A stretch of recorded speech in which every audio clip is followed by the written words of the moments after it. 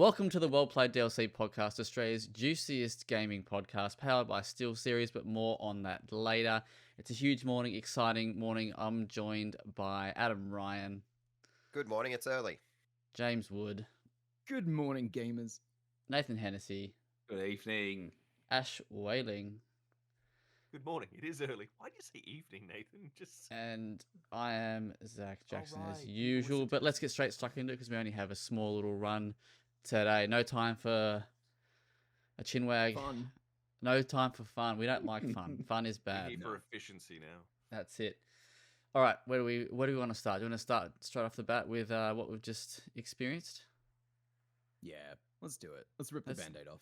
Let's do it. So, for those who are listening, whenever you are listening, Xbox has just put out its business update via its official podcast, and it's 22 minutes and 50 something seconds long, and it's a whole bunch of nothing new, really. It was pre-recorded for one thing, so Yeah. step one, didn't know there was an official Xbox podcast. Step two, Right. wasn't a live one, so No, Yeah. no. So essentially, they announced that. Actually, James, do you want to go through this because you probably have a better rundown than I do? Yeah, I watched most of it. I turned it off towards the end when they started talking about community bullshit because we know how James feels about that. Yeah, so right off the bat, Phil Spencer said, yes, we are bringing 4 games to multi-platform. No, we are not ready to announce what they are, which is certainly a choice because they went on to tease what they are. I think, was it the Verge or one of the bigger tech-ish websites has gone on to report that they will be Pentiment, Grounded, Sea of Thieves, and Hi-Fi Rush. 2 of which were hinted at during the presentation as like sort of ongoing live service games. The other 2 are smaller experimental titles that were never meant to be console sellers. Whatever. It is what it is. He did say that Starfield and Indiana Jones are not going multi-platform, but that was also immediately followed up by a conversation about how I think I wrote the quote down somewhere. They're going to continue to look at ways to bring their games to more players in the future. So seems like we're doing like a bit of a test run here with a couple of smaller titles, and then we will go from there. Spencer said games that are exclusive to one platform are going to be smaller and smaller part of the industry. So there's some groundwork being laid here. The road is headed on a way. Sarah Bond was also there. She said on the topic of future Xbox hardware, we do have more to come. There's some exciting stuff coming out in the hardware that we're going to be sharing this holiday. We're also invested in the next generation roadmap. What we're really focused on there is delivering the largest technical leap you will ever have seen in a hardware generation, which makes Heard it that better for before. the players and better for creators and the vision that they are building. Some other random bits of information: 34 million Game Pass subscribers at the moment. Diablo 4 will be coming to Game Pass on the 28th of March, which will kick off the Activision Blizzard games coming to Game Pass. All first-party games will be day one Game Pass still. No fundamental changes to exclusivity.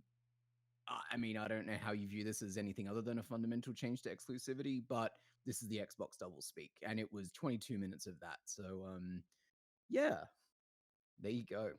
Mm. That was so succinct. Well done. I mean, it's 2 minutes of information they spread out over 22, you so they clipped could all out sit 20 around minutes and... of presentation to get down to 2 Exactly. minutes of meat. Yeah, exactly. And you only needed to listen to the first 5 minutes of this podcast to get the full dose, baby. That's well it. done. That's it. You should come to us for your exclusives from now on. We respect your time. Yeah, it was Do something. we? I wonder So is- if they had plans for maybe like a Starfield, possibly in Indiana Jones, but then obviously the reaction has been like, "Oh, let's just start small." Yeah, I mean, everything I've heard is that Bethesda in particular have kicked up quite a stink internally about their games being locked onto Xbox. And I could very much see, like, hey, let's open the discussion internally to anything could potentially come to other consoles, so let's talk about it. That information gets leaked, regurgitated, exaggerated, yada yada. These 4 titles to me, like I said earlier, they very much strike me as testing the waters. And I think they'll do well. Like, I will pick up Sea of Thieves on PlayStation. I will probably pick up Pentiment on PlayStation. I'll probably pick up Hi-Fi Rush on PlayStation. Like, they will make the money from this, and then the big wigs at Microsoft will go, we can make money from this under the guise of games are for everybody. Done, you know? Now, wasn't there also a note that at least there was some kind of pre-release internal memo that just mentioned that like every screen is an Xbox as like an Hmm. ongoing thing that they should be mindful of? Yes. And it was it, Yeah. it was said in so many words in this thing, but again, fell victim to double speak. It's still all about Xbox, baby, but also every Absolutely. screen is It's Xbox. really weird trying to have Yeah. your cake and eat it too when it comes to sort of your brand loyalty, when it's sort of you Mm. want to make lots of money, but you're also trying to create this schism amongst people. Mm-hmm. It's hard to Yeah. make that profitable though, because you're Si- responsible wholly for that environment. So Yeah. They also said, I don't remember which one of the three talking heads said it, but there was some variation of, and as we continue to bring more studios into the Xbox fold, which I was like, Yeah. tremendous. yeah, They had a wonderful little moment where they mentioned the layoffs in like it was about a 5 second little part Mm. of the It's 20 minute because 2023 didn't Goliath. grow. Yeah, no, Fucking no. Yeah, 2023 Our that industry was should didn't have grow. grown. that was my favorite thing, and they were like, and to combat that, we are going to take on more companies, and we are going to try and sell it to more people. But we're Combat's an interesting word because it was kind of aggressive verbiage in a way, wasn't it? Like, it was, yeah, it was awkward, very awkward. The whole thing I was don't like pretty that. awkward, to be fair. Nope, Yeah. don't like that. Mm. So there you go. Weeks Mm. of speculation for a bit of nothing, Was which it is I was like just gonna that's the Was it Xbox weeks? brand, you know. It was like Oh, 10 a week. days of like Yeah. literally the sky is falling. Yeah. Like Yeah. Dogwater99 has announced he will no longer buy Xbox consoles, and it was like, no, not that incredibly Xbox specific online personality. just quickly Do on it. the Oh, sorry. Yeah, go. I was just going to say on the whole thing about 2023 not growing, so we lay off staff. To to their credit, they did say there is two solutions to this. I don't know if it's deserving credit. One is milk our existing player base more, like they were quite upfront about that. Milk them more, or the latter, which we prefer, get more people on the systems. And look, fair enough, but is that having more players, was that really going to combat the layoffs? Like it seems a little bit maybe not Yeah. dishonest. It's public facing business math. You know, Yeah, it's like, well, true. if more people would just sign up for Xbox Game Pass, we wouldn't have had to have ruined 1,500 lives or Yeah, however many people they it just sort of destroyed. it just Like, puts the onus on the players. It's like, well, yeah, if you guys bought more, they'd still have jobs, guys. I'd love a candid conversation if they just broke down the monetization of Game Pass and how that's divided to developers and whatnot. Just I know that they would never do it in such a forum like the Mhm. Yeah, official there is a lot to worry Xbox about. podcast, which yeah, Ash, I have had no idea that fucking existed. But No. yeah, Yeah, let's if you want to talk about growth, let's break it down even further. Let's it is have a chat concerning. about how great Game Pass is for the whole It's hard community. because you don't really have anything else to compare it to. But like the only real thing that you can sort of get an analog from is like Spotify, which Mm. Yeah. is incredible for consumers, but absolutely terrible for the people who actually release their stuff on the platform. So it's like, does Game Pass have a similar thing where like, ooh, good for gamers, but the people making these products are suffering because they don't make any money? But you know, without an actual dirty sheet to look at, we'll never know. We need a white paper. I think But I some think devs that, have been on record saying that Game Pass was a good deal for them In what I think way? for some it certainly would be. It just when you have in all ways. 300-400 games, like fucking hell, the lion's share of those are Yeah. going to Starfield and whatnot. Yeah, Like, it Hmm. makes you wonder, Zach. There's been enough time now that the Makes you closest analog you think. get is like something like an Epic Games exclusivity contract, where like you get $20 million up front to release on Epic Games. But there's been enough time now that some of those developers are actually saying that we didn't see any growth. This happened. We hit that market. We hit the entire market, and that's all that market was. We didn't go anywhere else. PC games are weird Quickly on though. the topic of Game Pass, by the way, they it was 2 years ago. I think subscribers were at 25 million. They've reported now they are at 34 million, which some people are accrediting to the transition from Xbox Live Gold to Xbox Pass Core. Yes. So there would have been a little bit of overlap there.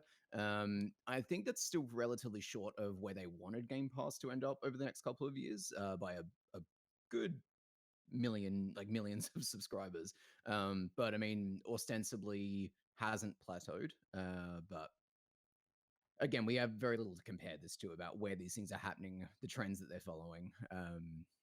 Yeah. But at some point, like that number's going to slow right down. I think that Oh, is. it has to. Yeah. Yeah. Yeah. Oh, That's and why. Diablo 4 is coming to Game Pass Mm. on March 28th. That was a weird little nugget of information they threw in there as well. In March. Oh, well, it's when you're talking about like Game Pass and all of the online discussions about it. Like one of the top 3 topics is always when are Blizzard games coming? When's Call of Duty coming? Yeah. Mm. Yeah. Mm. So there you go. Anyway, good job, And Phil. that's that. Done your work for the day. Go We have a. What was literally it? milked the Egg and Xbox vape. topic dry, and we're still only at 11 minutes. So we've still come in under half That's their fucking runtime.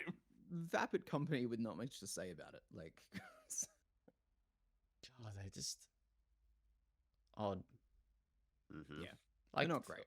Sarah Bond was convincingly quite charismatic despite saying nothing. You know, credit where credit's due. She was very quiet, I thought. My But when she- prediction of moving her into the spotlight is failing me. So Yeah. Just slowly turning up the brightness. All right, let's talk. Let's talk about some video games. Ash, you've played a very colourful game recently, and you quite enjoyed it. Tell us all about Ultros. Absolutely. I tasted the rainbow of Ultros, which is a Metroidvania from Swedish Hadok. I made the same joke in my video review, but I'm still going to make it here because I still don't know. Hadok or Haddock? Don't know. Developer. Cool A developer. Duque. Hado, but without the Ken, basically. But yeah, really super classic 2D Metroidvania, but like you said, known for its visuals. It's from the same artist who's well known for the Hotline Miami sort of visual styles, a guy by the name of El Cuervo. And so like psychedelic, really sort of like art that you look at it, it makes sense, but if you look at it for more than 2 seconds, it starts to look weirder and weirder, which is cool. It's like a magic eye, but you don't have to squint. It was a really cool game. I checked my save, I actually did 15 hours. I said in my review I did 11. I realized I did not. I did 15 hours of that game, but really classic old school side-scrolling, up-down, screens to screens kind of navigation. Lots of exploration elements to try and get places. The story makes no sense, but in a great way. Like, it's this alien environment. You're literally on this ship that they call either a crib or a sarcophagus, depending on who you talk to. It's either a place of life or a place of death.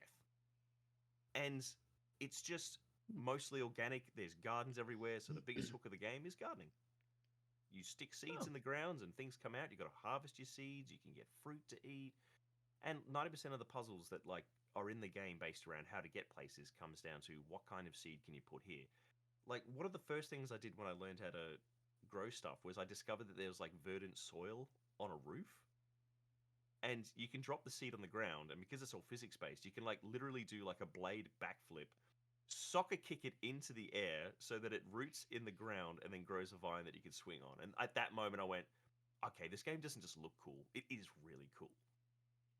And that set the tone for the whole game, and I loved it. Does it have any of those Rouge-like elements? Oh yes, let's talk about the rougey elephant in the room.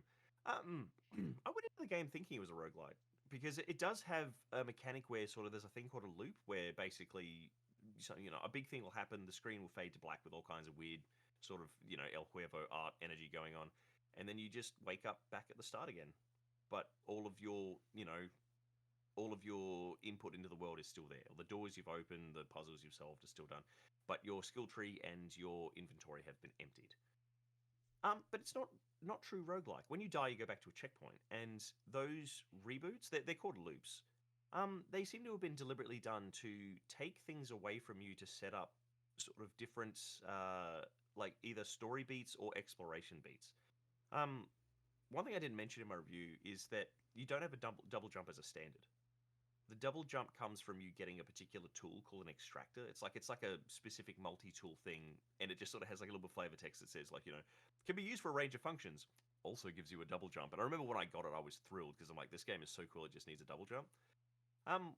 One of the loops actually took that away from me for a while, and I immediately got frustrated thinking oh, well, this is going to suck because I just got used to the double jump. But then I realized that it put me in an environment where I didn't need double jumps to get around it. And then when I got my double jump, that environment felt different, even though it was the same one, the same area I was in. I was like, oh, hold on. Now I can double jump. I can do a whole lot of other stuff in here, but I didn't feel, hampered by not having it. So I think the loops are a lot more careful, and there's not many of them. I thought there'd be a loop after like every major boss fight, which is like there's like 9. But I think there was only really 3 loops in the whole game, and you can avoid them because the loop happens when you do it. You do a thing and then you go to a place. So the loops feel more like I'm ready for the next chapter of the game now, as opposed to restart, padding, go again. But yeah, Nice. really cool game. It's on PC, it's on PS4 and PS5 at the moment. It needs to come to handhelds. I think it would make a great Switch title, but I also think it's quite cheap. I think it's only on it's on the lower end of like $30, $35 maybe. I could be wrong, but I know that it's very affordable, very cool, and it just for a first effort from Hadouken, it just comes out swinging. Like every facet's cool. Sick visuals, sick audio, very cool. The only thing I'll warn people about is that it is very old school in the sense that it is not going to hold your hand and give you a waypoint and a big long spiel about where to go next and how to solve this. It's, the characters will just sort of give you a glib, oh, you can maybe fix it by doing this. So there's no yellow paint? No yellow paint. Nothing. There's tons of yellow in this game, but it's not paint. Funny story, I missed what a character said because I decided to check my phone randomly, realized I did not read what they said, had a flat-out mega gaming panic attack where I was like, I'm not going to be able to finish this game because I didn't get that tiny patch of a clue. But PlayStation game recording. I recorded the last 30 minutes of my gameplay and rewound back till I talked to the person. I was just like, go to the refinery. Cool. Thank God for that. But yeah, don't read text messages from your wife while you're playing this game. How is the combat in the game? Because I started it, played like 15 minutes while Banishers was doing an update, and it was pretty neat. Like I'm very, very keen to go back. Really but this snappy. combat, It's cool. It's one of those combat systems that it sort of like gives you all the tools out of the gate. It's like, you can dodge and then immediately do a retaliation attack, which is sort of your bread and butter for a lot of cases. You can do like a 3-hit combo and then like charge up for a heavy attack. That's sort of the tools that are handed to you straight away. And they'll work in the vast majority of situations. Sort of the way that you add depth to it is through the skill tree in the game. Like you sort of, big thing about your guarding and stuff is that you can sort of grow fruit and eat meat and get resources to, spin in your skill tree. You sort of shape the combat you want to do based off the upgrades you pick up. So, like, you can get a thing to juggle enemies in the air. You can get another thing to sort of, like, do more attacks while you're in the air, like sort of dash into people or bounce off the heads like in Hollow Knight. It doesn't become, like, a massive variety of, like, you've got, like, 30 moves. Choose which ones you want. It's sort of like if you cap out the skill tree, you've sort of got, like, probably a total of like 11 different attacks, and it just comes down to how you want to use them. And it's kind of, I like that kind of thing because it's deep enough without feeling needlessly bloated. Yeah, and then there's only really 10 enemies in the game, and you just get them in different configurations. The rest of the game's bosses, so cool. You get just like Banishers. Yeah. Very nice. All right, you slapped a big 9 on that bad boy. You have a review over on YouTube, which is doing quite well for us. It is. So good job. Anything you want to add before we move on past Ultros? If you haven't heard of it, that's fine. You probably Googled it and saw the Final Fantasy villain. That's normal. That's a thing that happens. Final Fantasy? No? Ultros? Was that an Earthbound? I don't know. Either way, there's a famous villain called Ultros, and you probably need to Google Ultros game or Ultros Hadouken or Ultros very colorful Metroidvania. Just get it on your radar because if it's not, it should be. Oh yeah, Final Fantasy VI villain. There you go. Yeah, people. Come on, Nathan, aren't you a big fan? 6 is on my backlog. I hear it's the best one. Real high on the backlog. Yeah. Very nice. Good stuff. All right, Ash, let's take a break from your game and hear from you in the past with a message from our sponsors at SteelSeries. SteelSeries is renowned for its innovative and award-winning products that elevate your gaming performance and experience, and the new range of Alias microphones are no exception. Alias microphones feature a capsule that is 3 times larger than most microphones on the market, giving your recording richer and deeper audio. And with the free-to-use Sonar software, AI-enhanced noise cancellation eliminates the background noise that other cardioid microphones will capture. With Sonar, SteelSeries has tailor-made an audio suite that offers the complete solution for content creators who want to manage their EQ levels, personal and stream mix, and it works seamlessly with programs such as OBS and many, many more. Available now, Alias microphones and Sonar features everything you need to take your content creation to the next level. Amazing work there, Ash. We love hearing your voice here on the podcast and in the ads, and shout outs once again to SteelSeries for sponsoring the podcast. Some very quick little notes, but we have a new episode of Talk Through up on YouTube featuring Nathan and Adam. They played through. Sorry, Adam, how do you say the game again? Solium Infernum. Oh, Okay. you nailed it. Look at me go. You should go and watch it because I do mispronounce the title of the game twice in front of 2 of the people who created it. So I'm We saying like fucking- Solemn Infernium? Yes, that's exactly what I did. That's it. Yeah. Spot on. They had a bit of fun with it. Yeah, so we had studio director and something rather Executive with the game. producer. Okay, yeah, with the so Trent Custers and Morgan Little, I believe, are their names, and they were so they join us. Go check that out. That game launches February Feb 22nd, which I think translates to Feb 23 here on the old Most likely. Steam. Yep. Cool, nice work. Well, James, you and I have been busy. We've both played through and reviewed Banishers for our respective outlets. Yep. That's it. My review finally went up last night. God, I hate life at the moment. That's great. But yeah, I had a blast with this. You didn't have as much of a blast, but you had a blast. So there were certain parts. There were certain parts of the game that I think. Well, James and I have spoken off on the phone. Side note: can we just change the rating system of WellPlayed to just is blast is not a blast? But yeah, there's one big part of this. That's a big part of this game that James quite enjoyed. There's another obviously part to it that James maybe didn't quite as much enjoyed. But the story. So this is a game made by Don't Nod, published by Focus Entertainment. And if you know who Don't Nod are, Don't then you you'll mean Upper Entertainment or whatever they're called now?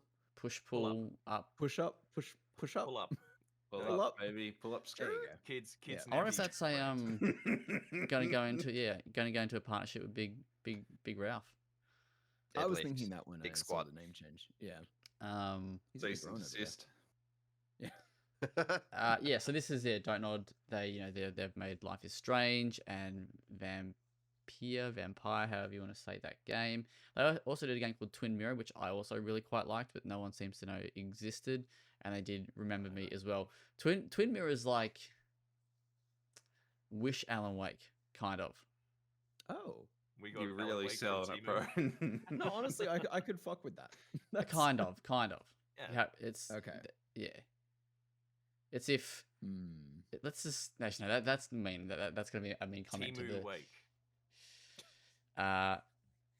Anyway, so we've got Banishers here. This was my most anticipated game of the year. This is the game where you play as the 2 ghost hunters, but they're also lovers as well. So you've got Red McWraith and Antia Duarte, I think is how you say her last name, and it's set in 1695 in a fictional town called New Eden, which is set in Massachusetts, North America. And yeah, you're basically summoned to this town or called up to this town by a fellow banisher to deal with a curse. And when you get to the town, you discover that basically this curse, which is known as a nightmare, is fucking shit right up, and it's killed your friend. And then you go to try and defeat this nightmare, but you're not really prepared for how powerful it is. And then Antia dies, and then essentially that's where the beginning of the game really kind of begins there, and you play as both characters. You play as Red and Antea. Red is obviously in the living world, and Antea is in the spirit world. And the next, James, how long did it take you? For me, it was about 20 hours. Yes, I was about 25 to 30, but I think I did a bit more of the side content than you. Yeah, so for the next, because you can probably play up to like 50 hours. So the next 50 hours is you exploring this New Eden world, solving a bunch of cases, and going to finally defeat the Nightmare. But the other big thing is that, and like with any Don't Nod game, is that choices are very much an important part of this. And at the very early on in the game, you are given a choice on how you want to tackle your journey. Do you want to ascend Antea's spirit to the heavens, or do you want to tempt fate and try and resurrect her? But each of those choices mean you have to go down a particular way of playing the game, and you have to kind of commit to that way if you want either outcome. There's kind of no gray area really, but I think if you do the gray area, it might lean one way, but I don't want to spoil that. But Nathan, question? But by the time that choice is given to you, and you say this quite early, do you feel informed enough that you're confident in the decision you're making, or you just kind of roll the dice and see where the game takes you? I'll let James answer as well, but I think it's an emotional choice, I think. Okay, so it's playing on Well, your values. that's how it was for me. Like I was like, yeah, I really want to do that, but that feels right. So more emotive than gameplay consequence. It was kind of motivating you. Yeah, it's not quite a rug pull, but it's deliberately asking you to make a moral commitment to a path before you understand the full ramifications of those morals.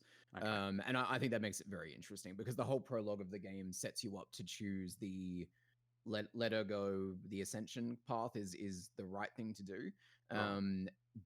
But then you get into New Eden itself, and New Eden changes you. I think it does a really good job of. It's so well written that like by the time that I got deep into it, I was like, actually, fuck these people.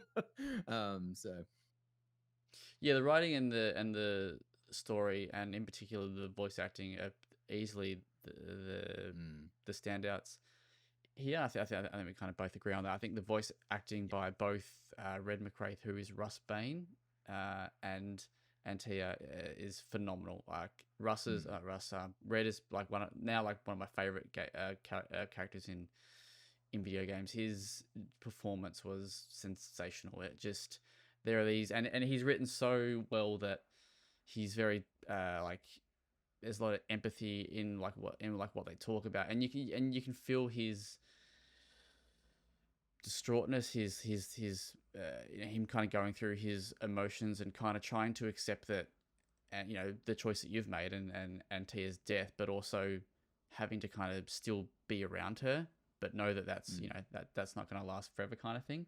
And there's like little pockets in this game where you'll spend time at your like campfire, for example, which are these your campfire is essentially where you can upgrade your skills, your gear. You can rest, which will recharge, refresh your health potions and stuff like that. But it's also where some of the game's longer, drawn out cutscenes kind of occur. So there's some moments where Antea and Red will chat about their life, their what they how they're going to move. Sorry, how they're going to deal with things like moving forward. And then they also talk about their past. So you'll hear about their family, and like Red has a sister that he talks about very fondly, and it's just all it's very gentle. He comes across as very gruff. I think James used that word in his review, which was a very apt description. But he's also he's very gentle. He's very empathetic. But so I wrote in my review, and he kind of says this, is that before he met Antea, he was pretty much like a broken man, right? And she has helped piece him back together, and now he's lost that person that's kind of made him whole again. And it's written excellently and just performed excellently. Like, yeah, it's just James. I don't know if you want to add anything to the on that side of things. Yeah, no, I agree. They're an incredible pair of characters. I think some of her writing is a little weaker because she needs to be reactive to player choices, and so at times when I thought she should push back on some things that I had chosen to do, she was just like, "Of course." I'm like, I don't love that. But that's really my only gripe with the right. Well, I mean that and the major problem I have with one of the endings, but yeah.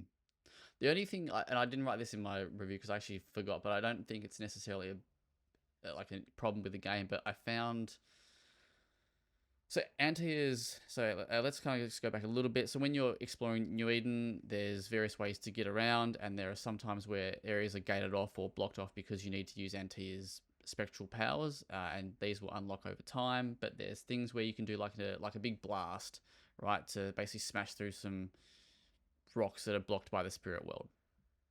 And every time you do that, there's probably one of 4 lines that Red or Antea use. It's like, oh, it's like more efficient than cannon gunpowder or something like that. I love doing this. Gee, let's not make you angry or something like that. And it's just kind of after that, I was just like, mate, shut up. Like, just don't play them again. Yeah. So that was probably the only problem. And then even same with like combat. Like when you're in combat, because you can switch between the 2 characters on the go.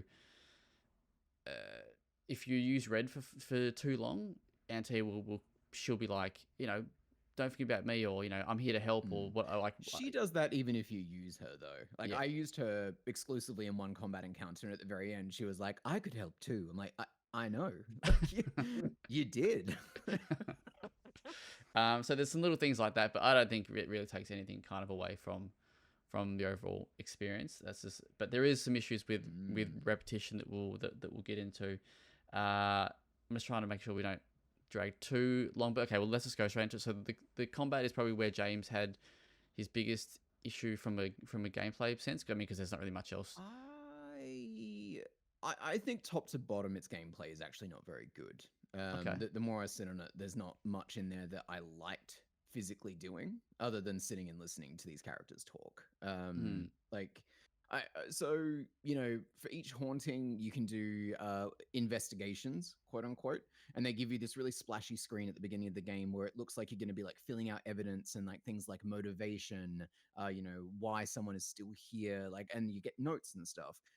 How this actually plays out is you get put into a contained environment where it's like investigate the area, but they highlight in blue the item you need to interact with to progress. And so you just beeline for it. And you can look at other things as well, obviously, if you want to get more of an understanding. But like sometimes it'll be like a piece of paper and they'll be like, this isn't particularly relevant. And they'll put it back down. And it's like, why do I have the option then if it's not really useful? So I thought the investigations were a bit, how you doing? Whatever.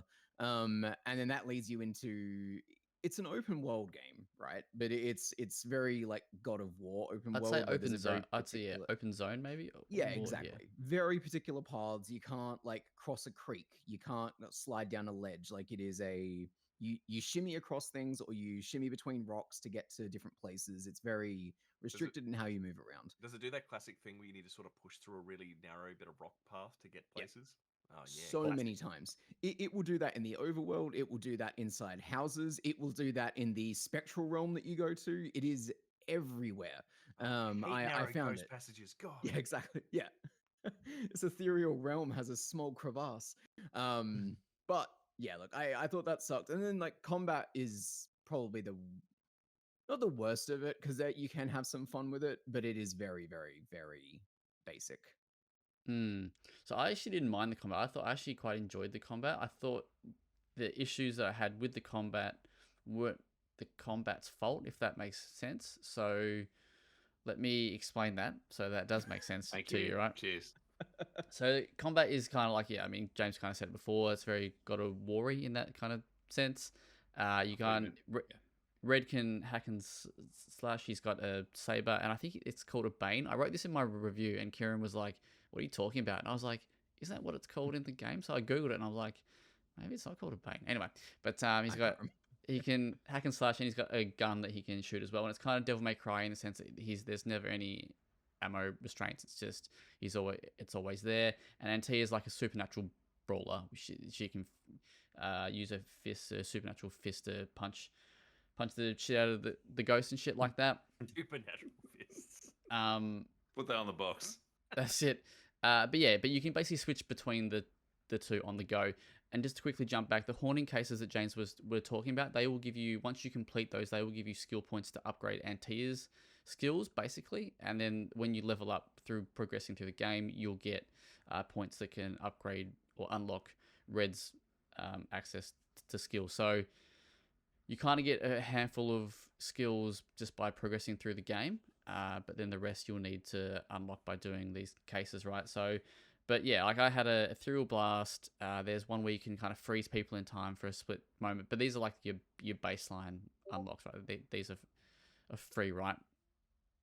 And you've also got another one, what's the final one you get? Oh, you can basically take on Red's weaponry. Anyway, when you kind of use them all together, it actually can be quite fun. And the boss fights, I think, they're quite well done. Like, I think they're probably the best of the combat. The issue with the combat is that it is, once you go into an area and it triggers enemies, you are locked into that combat.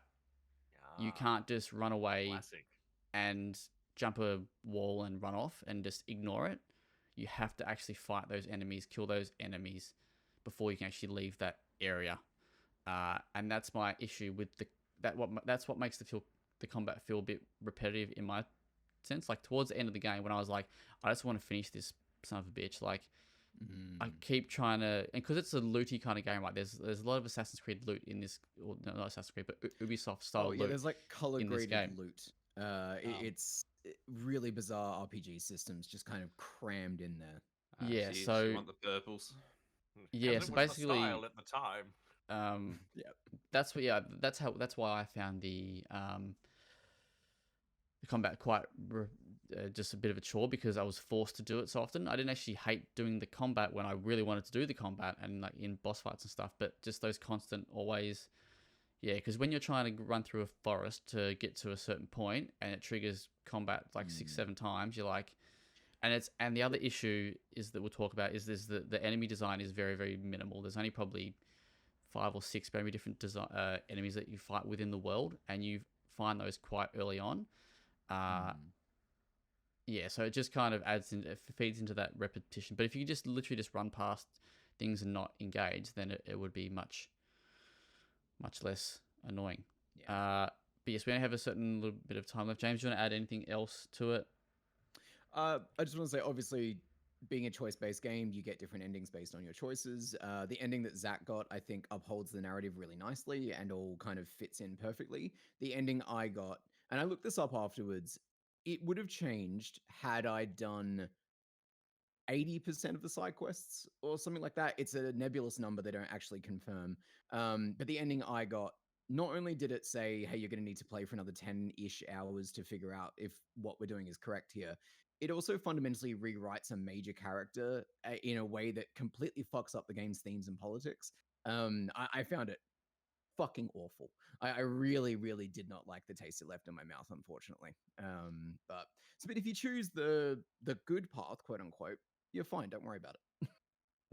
Yeah, that was when after I rolled credits, we had a conversation about it, and I was very, very surprised that they would go down that path, and it's just an odd. Man, I dream of having a situation like that where, like, It's if a I'm very playing odd a game and I can reach out to somebody who picked the other path and just immediately get the insight from them. Because the worst thing about games that have like those 2 endings, especially if it's one that actually starts at the beginning of the game, is sitting there going, "Do I really want to see what happens, or do I just want to look it up on YouTube?" James I like- Stitch. It reminds me of Arkham Knight, so I don't know if you recall, but you'd hit a soft ending, and then it was like, no, you got to do all the fucking map filler bitch quests before you get the real ending. Have fun. See you in 10 hours. It's a terrible choice. It's an even worse choice for a narrative-based game, I think. And initially, when I got given that choice at the beginning, I was like, oh, this is amazing, because we had like a solid lead time on this. So I was like, I'm going to play through it twice and see both endings. This is going to be great. And then by the time I hit that ending, I was like, I don't like playing this. I don't like thinking about this. it was a real bummer because I do think the writing and performances are like 99% fantastic. Mm. Well, I ended up giving it an 8.5, and James will go ooh. On I thought you were I categorically insane, but yes. the more I love it it. was, it's like I said to you, it's kind of, it had that Last of Us Part 2 effect on me where I was. Let me explain from a Let the man review piece. Like, I was so worried about finishing it, getting this done, and even then it was still behind after the embargo, just because of fucking like real life work. And so I was like stressing it. I was like, just, can this thing fucking finish? Will this thing ever end? It doesn't ever end. And then it finally, Oh, that's why you mean Last of Us Part 2 energy. And then it- Last of Us Part 2 never ends.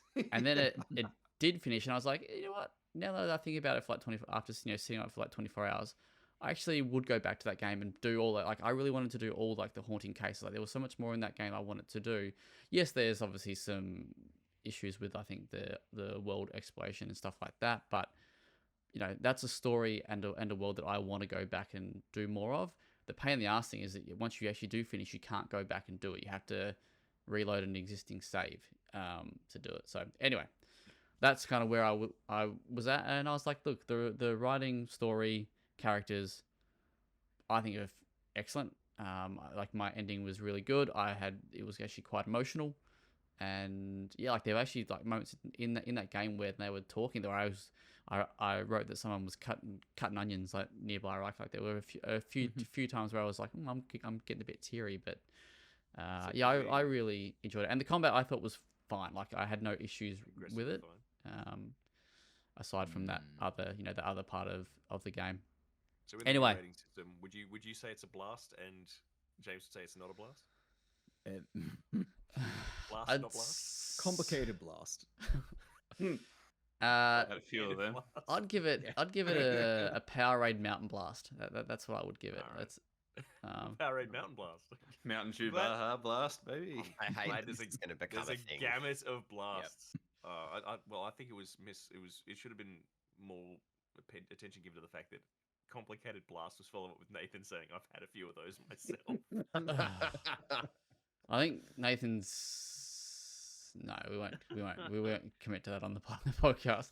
All right, we got a couple minutes left. Nathan, you went and saw Madam Web. Madam Web. Yeah. Look, I'm gonna keep it real brief. If you've seen the reviews, there's really not much I can add. It wasn't a fun time. I had a lot of, I guess, sympathy for the lead actresses because I think they're all great, and you can see them kind of gritting through their teeth. I've been bamboozled into this. It was like, who held these women hostage? They were really spitting out some bullshit through gritted teeth. It was a real shame. And they did Sydney Sweeney, my girl. They did her so dirty.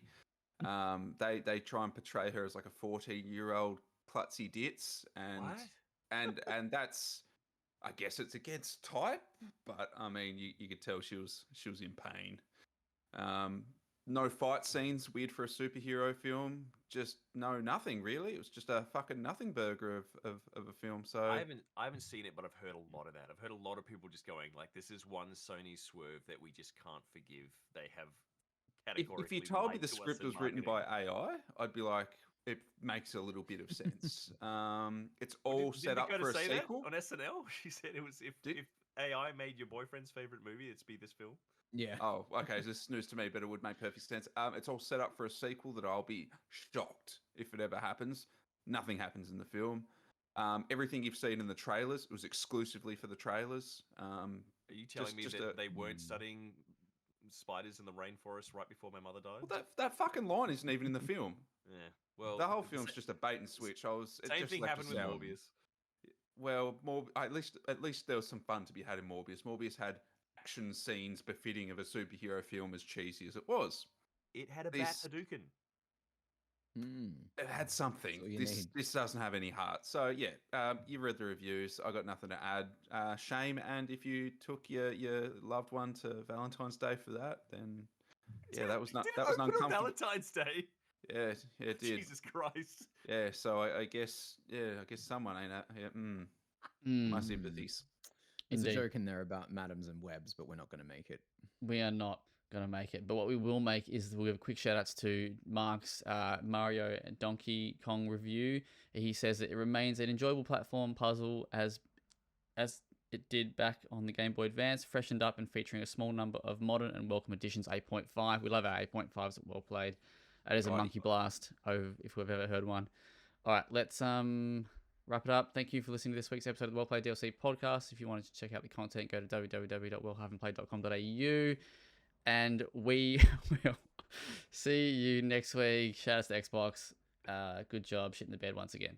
Goodbye. Yeah, Billy. On ya. Bye. Don't Bye. Lose that pace. Don't lose that pace, Zach. Quick as quick can be.